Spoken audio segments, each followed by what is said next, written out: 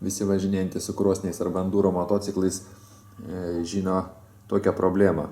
Kai užsidedi naują padangą ar pravažiuoja maždaug 20 valandų kietais gruntais, pats karbas išlieka pakankamai aukštas, padanga tarsi ir visiškai gera, tačiau pagrindinio karbo viršutinis kampas ir visi kiti karbų kampai užsiapvalina ir padanga pradeda nebedirbti.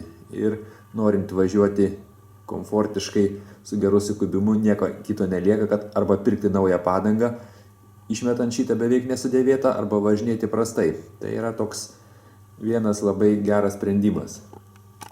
Prietaisą šitoms karbotoms padangoms užaštrinti. Prietaisas labai primena lituoklį, tačiau skiriasi tuo, kad jis nėra labai galingas, tačiau labai stipriai įkaitina šitą pjaunančią detalę.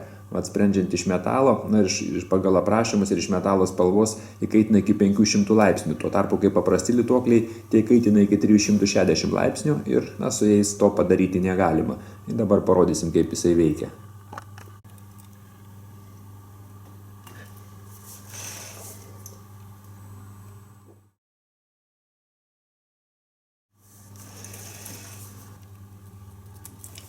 Taip tas lituoklis numinėja ir aštrina gumą.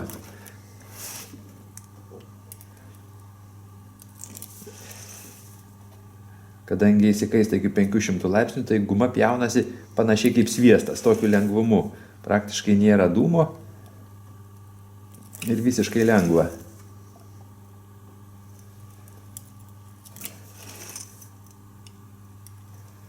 Penkiolika minučių darbo, padanga praktiškai kaip nauja.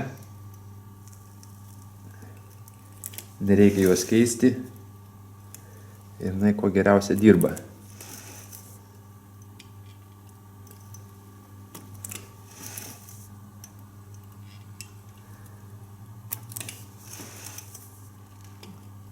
Šitų lituoklių, kaip čia arba padangų aštrintojų, yra pirkti Kėdainiuose parduotuvėje Heradas, galima surasti jų puslapyje.